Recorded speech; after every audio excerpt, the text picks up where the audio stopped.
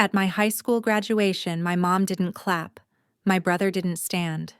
And my dad? He left halfway through my speech to take a call. They didn't believe I earned valedictorian. They believed I cheated. Because a girl like me couldn't possibly be smart enough without cutting corners. They'd always made it clear. I was the disappointment. The one who never measured up to my brothers. One a lawyer, one an engineer. I was the screw-up who got expelled for fighting, who wasted her time with military nonsense, who came home with bruises and said nothing. I was the daughter who ruined every family photo just by being in it. That morning, my mother whispered before the ceremony, "Don't embarrass us today." And then, just as I stepped off stage, diploma in hand, the sound of a helicopter roared overhead. Everyone looked up. A black military chopper hovered low over the football field. A man in uniform dropped from the open side door. He walked through the stunned crowd, stopped in front of me, and saluted. "Commander Harper," he said loud and clear, "your mission awaits." The whole town froze. My father's face turned white. My mother's lips parted, but no sound came out. I didn't look back. I climbed into that chopper with everything I had left. But trust me, getting there wasn't easy. And what came after? Even harder.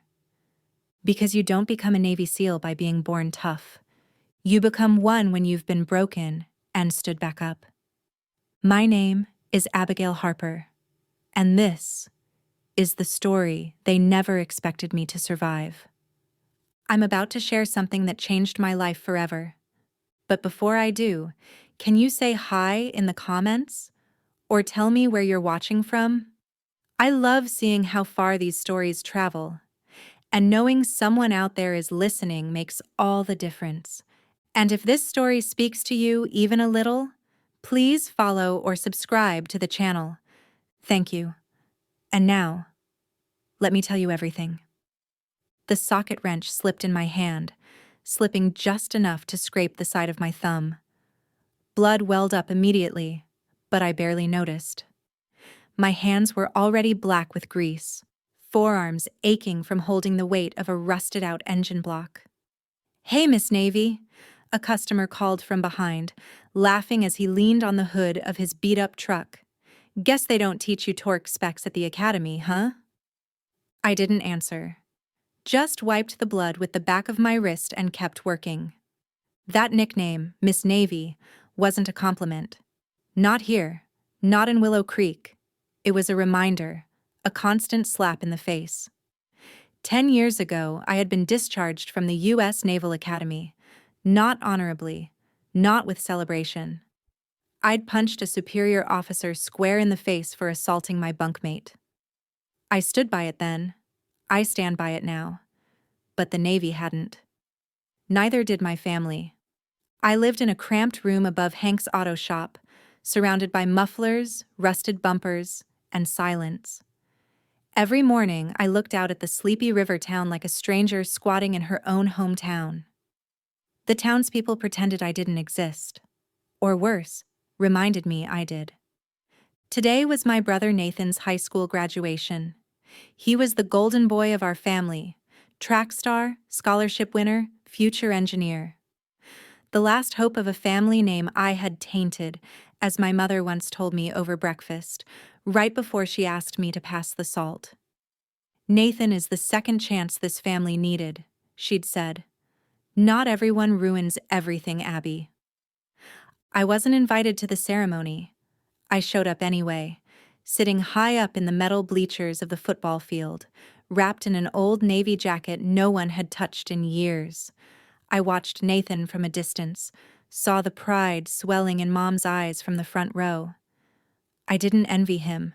I just didn't belong. Then I heard it. The low thrum in the air, unnatural against the backdrop of small-town celebration. People began to look up, shielding their eyes. Dust rose in whirling clouds as the UH-60 Black Hawk descended onto the field, its rotors chopping the sky into thunder. Screams turned to silence. Teachers tried to usher students away. But the helicopter didn't land just anywhere. It landed directly beside the podium. The side door opened.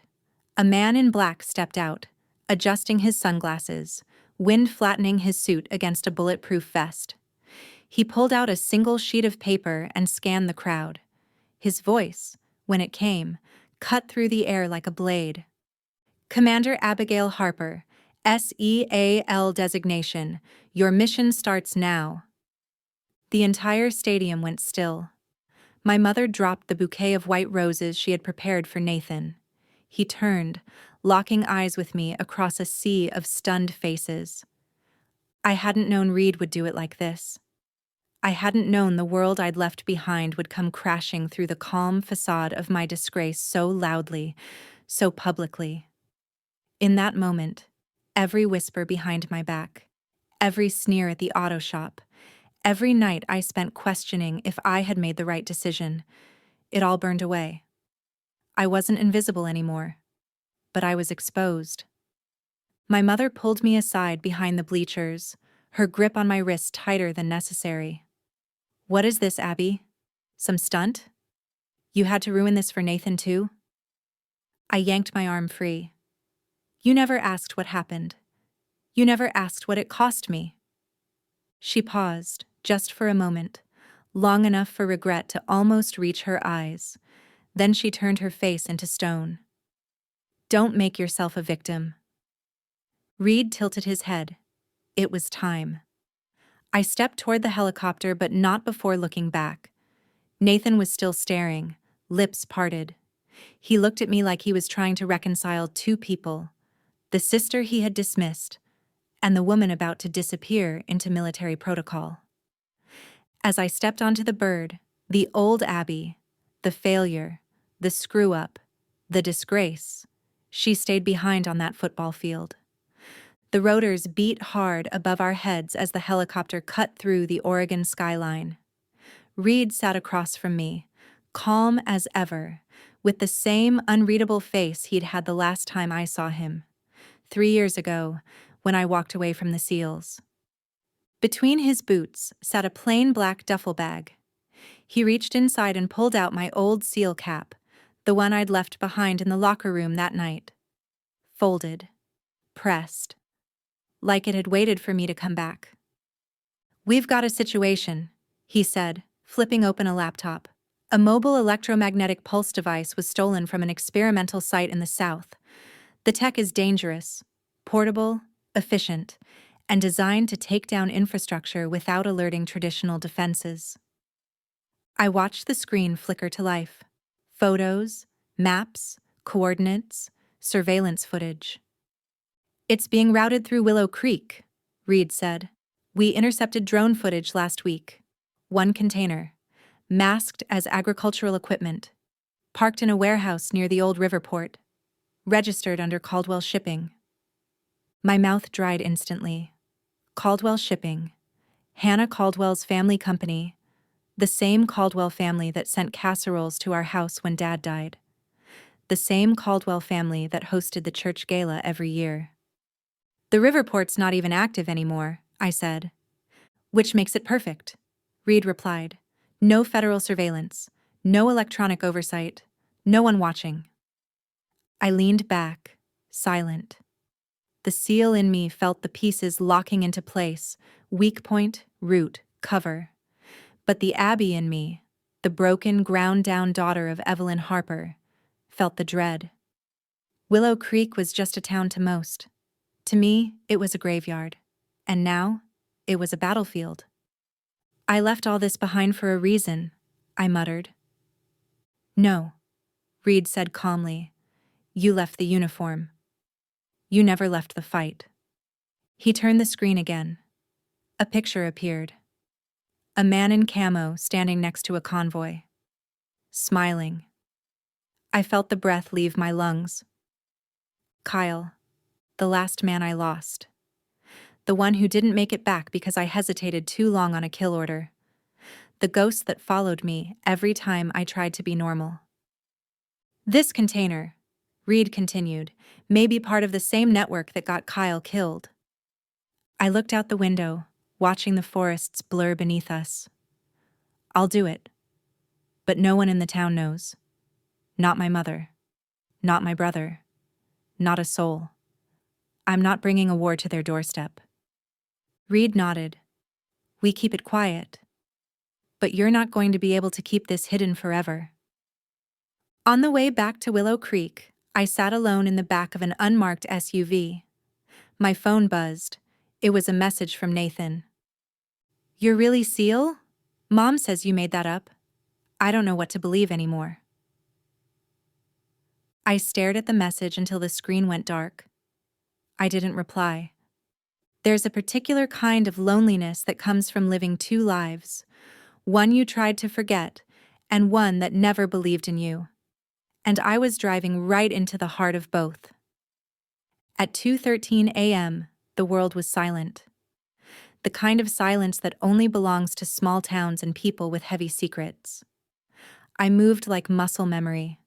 Black clothes, gloved hands, breath measured. The old perimeter fence around Willow Creek's port had rusted to nothing.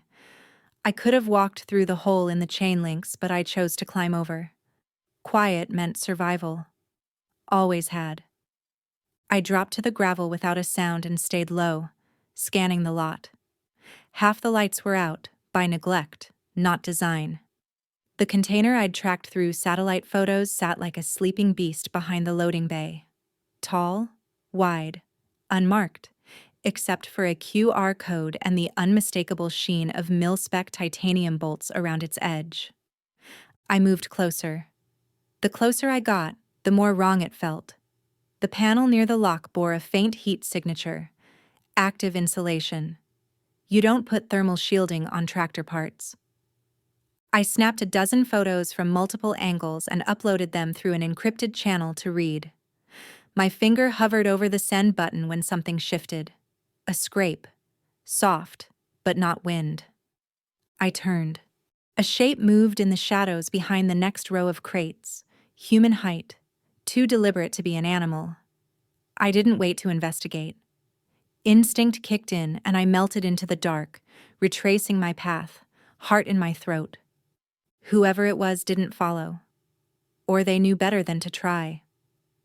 By sunrise, I was back in town, trying to act like I hadn't just walked through the bones of a conspiracy. But that's the thing about Willow Creek. It smells secrets like blood in the water. At the flower shop, the bell over the door had barely rung before Mom came out from behind the counter, apron smeared with soil and lilac. You were at the Caldwell docks last night. Her voice didn't question. It accused. How do you? Margaret Caldwell saw you. She said you were snooping around like a damn thief. I kept my tone even. I'm trying to stop something bigger than you know. But she wouldn't hear it. You've always made everything a mess, Abby. Always. Her words weren't angry. They were tired. And that somehow stung worse. Nathan was behind the register. I hadn't seen him when I walked in. His face was unreadable, but his voice wasn't. You're still just the same. Abby the failure. I didn't reply. Couldn't. My hands were clenched so tight my nails dug into my palms. I turned and walked out before the burn in my chest became something too visible to hide. That night, when I returned to my room, something was waiting. A plain white envelope. No name, no address. Just a single black and white photo inside. It was me, standing beside the container. From a vantage point I hadn't seen. There were no security cameras at that angle. No reason for it to exist, unless someone had been watching. Closely. On the back, in blocky capital letters. Walk away, Commander, or your family will hurt worse than you ever did. I stared at that note long after the moon had moved across the sky. The people of Willow Creek thought they were living in peace, but peace was just the gloss over rot, and I had peeled back the first layer. I looked at the photo on my wall. Me, Dad, Nathan, by the river. Dad's arm around both of us, grinning like he believed nothing could break this family. Family is the only place you never have to prove your worth, he used to say. But tonight, staring at the thread in my hands and hearing Nathan's voice echo in my head, I wasn't so sure that place existed anymore. I couldn't sleep. The letter and photo burned into my thoughts, louder than any siren, the way the shadows had moved near the container, the threat, the silence from Reed since I sent the images. And worst of all, the tight coil of fear in my gut that said whoever was behind this wasn't new to the game. At 3:47 a.m., I found myself parked outside my childhood home. The windows were dark, the lawn overgrown. Mom hadn't lived here since the year after Dad died, but I still remembered every creak of those steps. The basement door was locked, chained actually, but I knew where she kept the bolt cutters. I moved through the musty dark until my flashlight hit the old trunk. Dad's trunk, where he kept his medals, his uniform, and all the things Mom didn't want to see anymore. I unlatched it, half expecting nothing but mothballs and silence, but beneath the pressed uniform and a folded flag was a sealed envelope, yellowed with time, my name on the front, in his uneven handwriting. To Abby, when you're ready.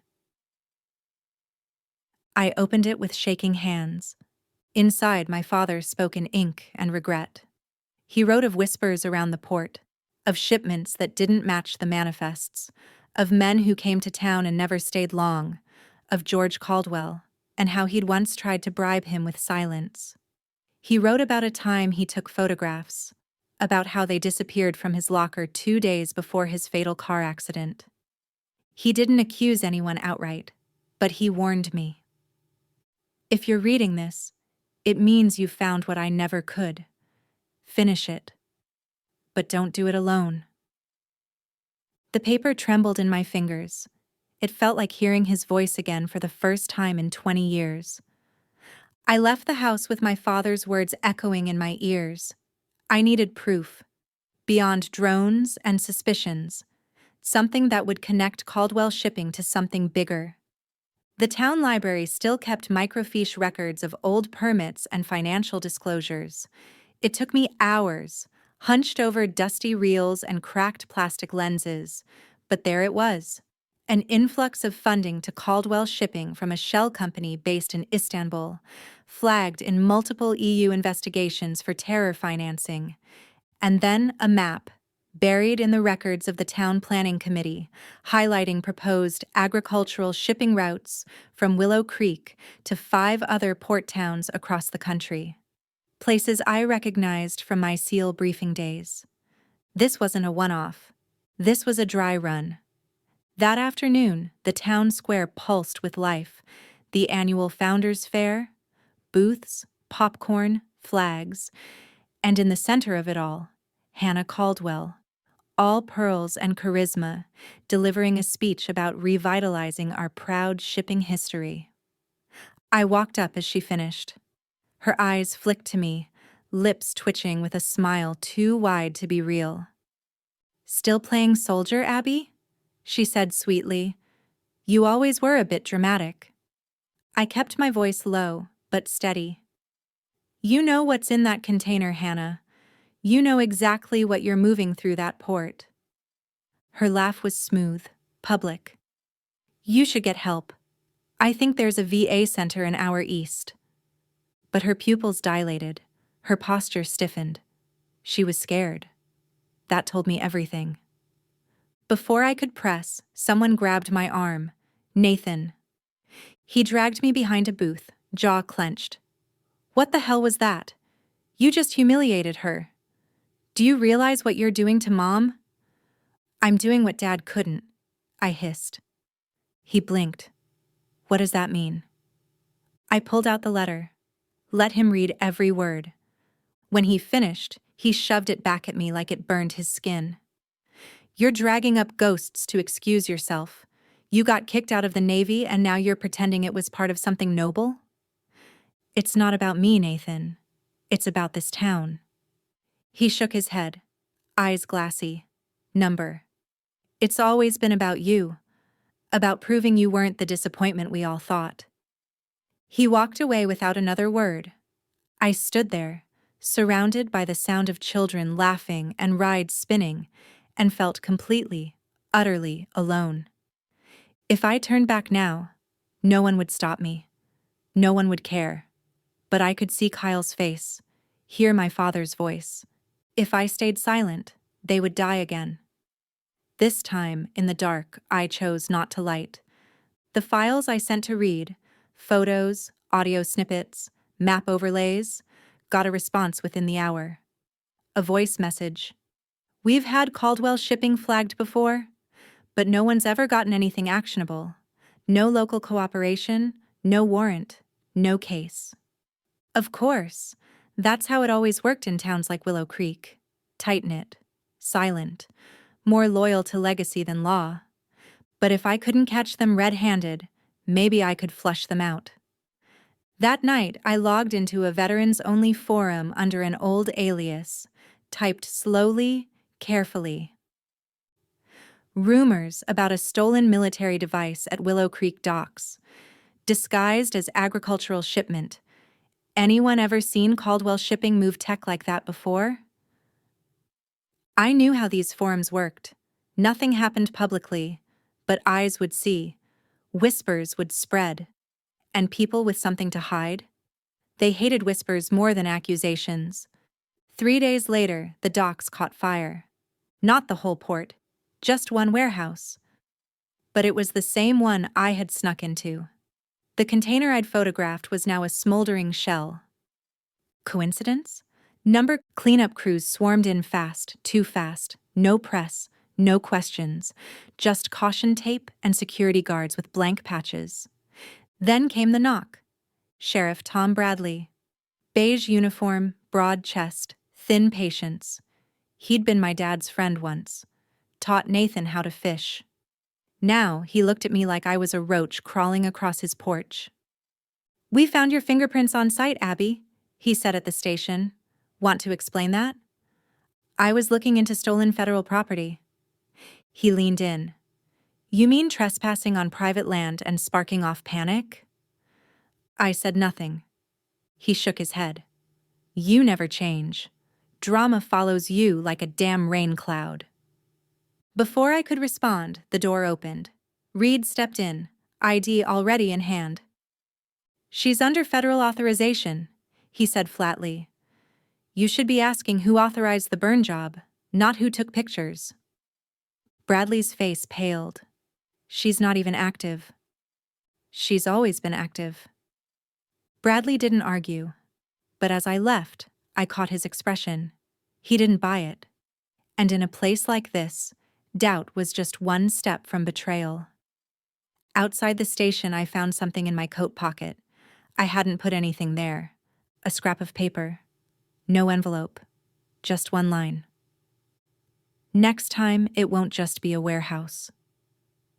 Grease-stained. Smelled like oil and smoke. I stared at it for a full minute. Then I crumpled it and shoved it deep in my boot. I drove straight to Mom's. She opened the door without a word, stepped aside like she knew I'd come. The living room was quiet except for the soft tick of the old wall clock. "You're bringing trouble to our doorstep again," she said, not even looking at me. "No," I said. "It's already here. I'm trying to stop it." "You've been trying to stop things your whole life. All you do is rip everything open." I found a letter Dad wrote before he died. About Caldwell. About the port.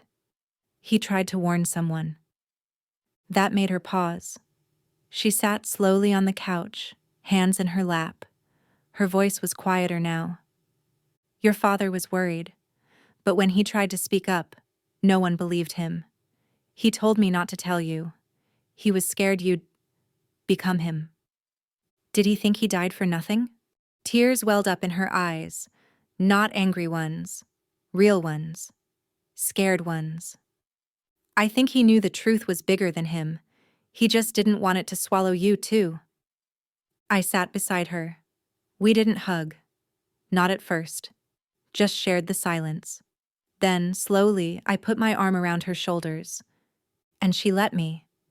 It wasn't a reconciliation, but it was something more honest. Shared fear. That night, I returned to my apartment expecting nothing but the usual shadows. Instead, there was a USB drive sitting on my desk. No note, no signs of forced entry. I plugged it into an air-gapped laptop. The video loaded slowly. Grainy black and white footage. Infrared. Time-stamped 3 nights ago. A woman walked into frame, Hannah Caldwell. She handed a slim metal case to a man with a limp, face shadowed under a military cap. He looked up briefly. I froze. Victor Kane. A name I hadn't spoken in years. A ghost from a mission in Kandahar. A mercenary who should have been in prison. Or a coffin. He was here. In Willow Creek. And Hannah had just handed him something big. I played the video again. And again. Every frame. Every breath. Victor Kane.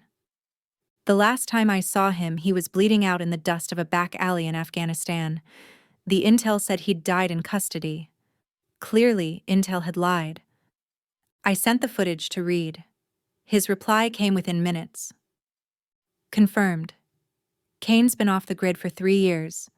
If he's in Willow, this is bigger than just one shipment. I already knew that, but seeing Reed admit it made the blood in my veins run colder. EMP wasn't the endgame, it was a test run, a spark. The kind you used to see if a nation could burn from the inside out. I had to follow Hannah, and not just with boots. I needed eyes. I launched a drone that night from the ridge behind her estate. It followed her car through town, past the bank, past City Hall, and out to the old chapel, abandoned since Dad's funeral. That place used to be sacred. Now it looked like a meeting point. At 2:14 a.m. I slipped through the side door. No power, no alarms. I planted a directional mic under the pew and left without being seen. The next night, I returned to collect the device. The conversation on the recording was crystal clear. Hannah. The last shipments confirmed for the River Festival. No inspections, no eyes. Kane. Then we move. EMP hits during the fireworks. Power grid crashes. Chaos buys us 2 hours to vanish. Hannah. And after that? Kane. Then we replicate. It felt like all the air had been sucked from my lungs. The River Festival was the biggest event of the year. Everyone would be there. My mother, Nathan, the whole damn town. I started going through surveillance footage of the church from a nearby ATM camera. Just a desperate idea. But then I saw it. Someone else had been there. A male figure, hoodie up, head down, carrying the same case Hannah handed Kane. I zoomed, enhanced, froze the frame. Nathan. I wanted to believe it wasn't him. Wanted to find any other explanation. But there it was. His walk, his height, his hesitation. My brother. I went straight home. He was in the kitchen pouring cereal like nothing had changed. Why were you at the church? I asked, holding up the photo. He went pale. You're spying on me now? Hannah gave you that case? What's in it? I don't know. I swear. She offered me a delivery job. No questions asked. I needed the money. Mom's in debt. I didn't know it was this. Do you believe her? He didn't answer. For the first time in weeks, my voice cracked. Nathan, do you believe me? He looked away. You never trust anyone. That's your whole thing. You shut everyone out, then act surprised when no one stands beside you. Then he left the room, slamming the door. I stood there, completely still, my hands trembling. Dad once told me, family is a boat that never sinks. But tonight, it felt like we were all drowning in silence, and I didn't know who'd swim back to the surface. Reed's voice came through the secure line, calm but tight. We've confirmed it. The EMP is on the Caldwell yacht. It'll be activated during the River Festival tomorrow night. Crowd density, press coverage, everything lines up. I didn't answer right away. My eyes were already on the water, watching the massive floating stage anchored mid-river, Caldwell Shipping's prized yacht, gleaming like a promise. Then the second call came in, from Hank's number. I answered. Static, then coughing, screaming, and the unmistakable roar of fire. By the time I reached the shop, flames had swallowed the rear bay. The old oil barrels had exploded. The fire crew did what they could, but everything behind the office was charred black. I could smell the acrid, chemical smoke from a block away. My truck had been parked in the back lot. Its hood was scorched and warped, but one thing remained untouched. The words carved into the metal.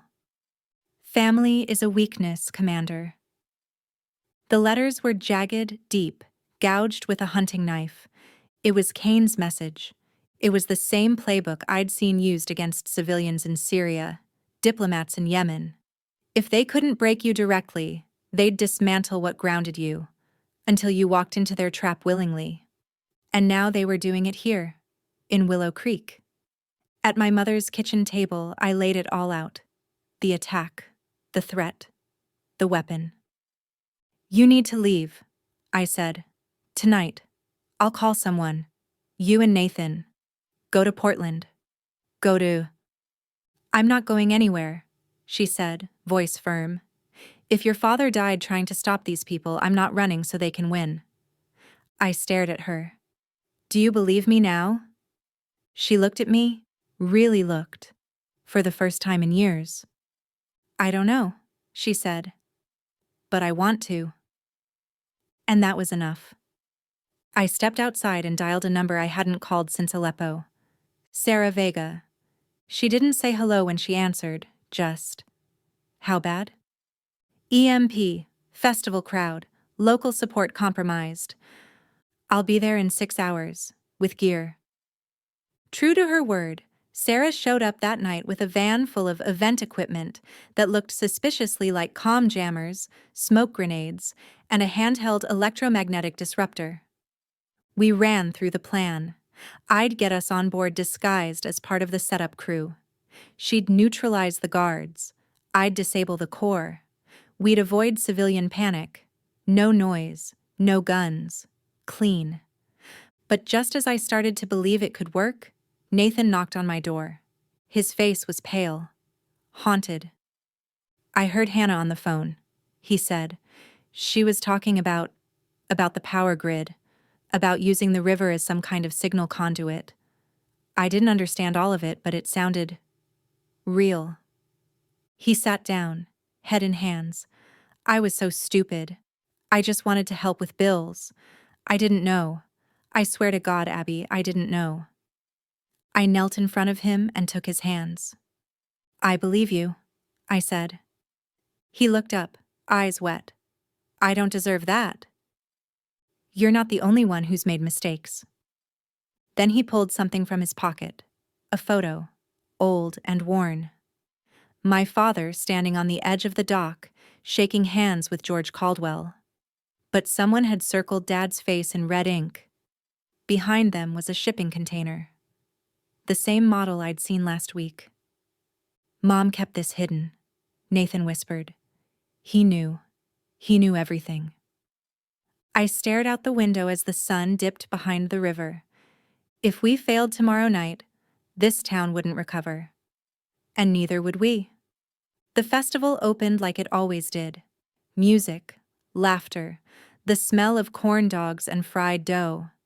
No one noticed that the Caldwell yacht was docked closer than usual.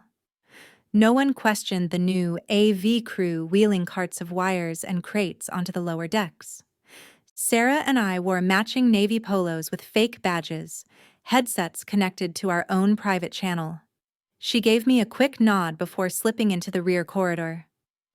I moved toward the engine room. The container was there, hidden beneath a false floor labeled medical supplies. I pried it open and felt the blood drain from my face. EMP core, live, fully armed. The timer wasn't running yet, but the second someone hit execute, the whole town would go dark. Emergency services would stall, traffic would lock, chaos would bloom. I turned, and Kane was there. He didn't say anything, just raised his weapon. I dove behind a stack of crates as the first shot cracked through the steel wall behind me. "Didn't expect to see you again," he called. "They said you froze last time. Guess we'll see." From the other side of the room, Sarah appeared, drawing Kane's fire. She tossed me the disruptor unit. "Go." I ran for the core, jammed the unit into the side, but nothing happened. The screen lit up.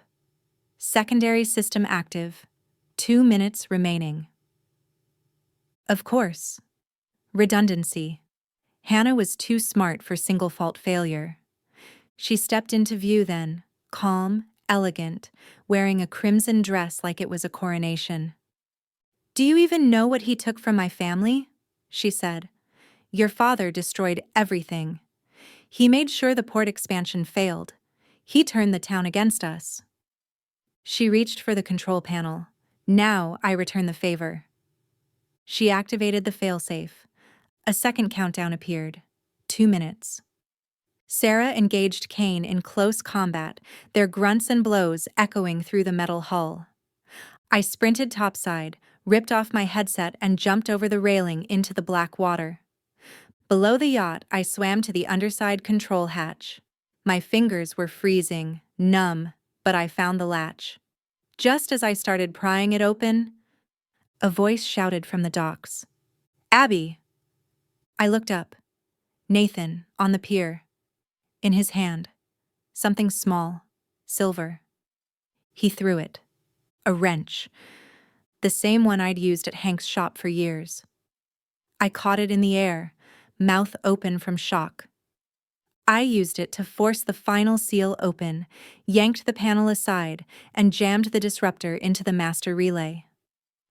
The countdown stopped at 0007. The lights on shore flickered, but held. Inside, Kane lay unconscious. Sarah stood over him, blood on her lip but smiling. Hannah was gone. She'd escaped on a personal watercraft, disappearing into the night like a ghost. The last thing we heard was her voice on the yacht radio. Willow was just the beginning. I hauled myself onto the deck, soaked and shivering. Sarah helped me up, clapped a hand on my back. But I looked past her, toward the shoreline. Nathan stood there, his face pale and his hand still raised from the throw. We locked eyes. And in that moment, I knew. Family wasn't just where I came from. It was what I chose to protect. In the morning light, Willow Creek felt both the same and completely different. The River Festival had left behind bits of confetti in the gutters, torn banners flapping in the breeze. But beneath the surface, the town buzzed with rumors. Some said it was a power grid malfunction. Others swore they saw military personnel on the Caldwell yacht. The police said nothing. No press statements, no arrests made public, only silence. That afternoon, I was called to a meeting. Reed, Sheriff Bradley, and the town council. The location? The old church my father used to volunteer at. It had recently been converted into a community center, but today it felt like something more sacred, something heavier. The room smelled of lemon oil and history. Reed stood near the altar, a laptop open on a portable projector. As soon as I walked in, he nodded. Without preamble, he played a video. Grainy footage from a hidden drone showed Kane and Hannah Caldwell standing at a different river port, hundreds of miles south. "She's confirming a secondary EMP setup," Reed said quietly. "And listen to this." Kane. "Wexler says we're clear for transport. Same route, same timing, but this time we won't miss." Hannah. "Willow was just the alpha test." Reed paused the footage. The room was silent except for the faint hum of the projector. "We're dealing with a coordinated campaign," he said. This isn't local corruption. It's a systemic attempt to destabilize infrastructure nationally. I stood slowly. My voice, when it came, didn't shake. I was dishonorably discharged for punching a superior officer who assaulted my bunkmate. No one believed me. My record was sealed, but I was recruited into a Black Ops SEAL unit because someone higher up knew the truth. I served in the Middle East. I lost teammates. Kyle most of all, because of a mission I hesitated on. That guilt brought me back here. I paused, scanning the faces in the pews. Neighbors, officials, people who'd once looked at me like I was nothing. I didn't come back to clear my name.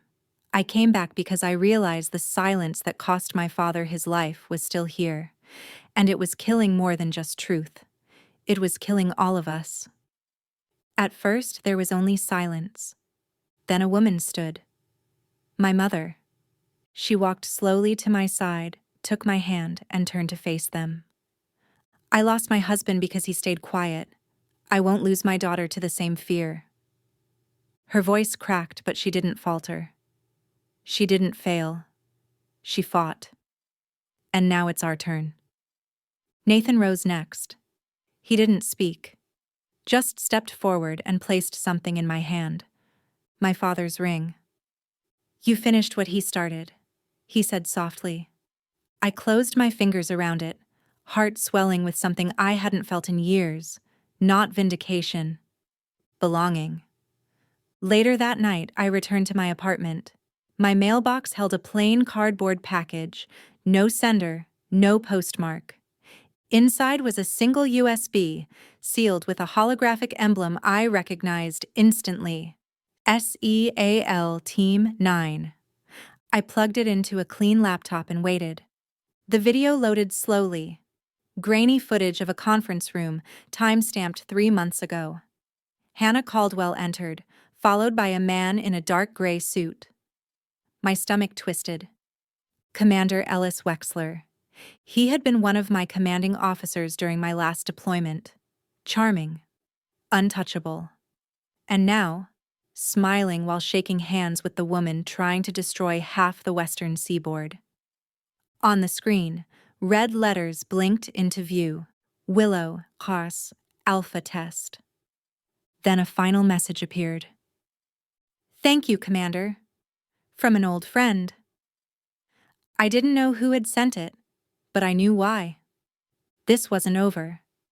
And for the first time, I wasn't alone. I stood at the top of Harper Hill, looking down at Willow Creek, bathed in pale morning sunlight. The river sparkled, deceptively calm, as if it had never held the threat of blackout and chaos beneath its surface. The Caldwell yacht was under federal seizure. The shipping company's assets were frozen. Hannah was still missing, but warrants had been issued across state lines. A few days ago, this town saw me as a stain. Now, they stopped me on the street with quiet nods, unsure of what to say, but no longer turning away. My mother launched a nonprofit in my father's name, the Charles Harper Foundation, to support veterans and promote independent investigations into infrastructure vulnerabilities. It was the first time she'd spoken publicly in decades, and this time her voice didn't shake. Nathan had enrolled at a technical institute in Portland. I want to understand how systems work, he told me, so I can see when someone's trying to corrupt them. I knew what he really meant. So, no one could ever use him again. That morning, we had breakfast together for the first time in over 10 years. No apologies. No apologies needed. Just quiet. The kind that felt earned. Then the email came. Sent to a dead inbox I hadn't logged into in 3 years. The server was encrypted. Routed through Reykjavik. Subject attached. A satellite map with 7 port cities marked in red. Dates, times, code names. It wasn't over. I met Reed at the regional airfield. Sarah was already there, slinging her go bag over one shoulder. She nodded once when she saw me. No words necessary. We were SEALs. That was how we said we were ready. I wore my uniform for the first time in years, not because I needed it, because I chose it. My father's ring gleamed on my hand, a quiet weight of history and honor. I wasn't carrying it anymore as a burden. It was a reminder of why I stayed in the fight. On board the transport chopper, I settled into the jump seat. As the rotors thundered to life, I reached into my jacket for my field notes and found something folded in the inner pocket. A scrap of paper. Nathan's handwriting. No matter where you go, I'm still your little brother. I held it to my chest, right over the SEAL emblem, right where it belonged. And as the ground fell away beneath us, I whispered the truth I finally believed. I am not the failure they said I was. I am Commander Abigail Harper, and my mission has only just begun. Sometimes, the loudest battles are fought in silence, not on battlefields, but within us. And sometimes, what breaks us is what teaches us how to rise, not for applause, not for revenge, but to protect what still matters. If this story stirred something in you, I'd love to hear it. Drop a comment, share your thoughts, and don't forget to follow the channel. Your presence here means more than you know.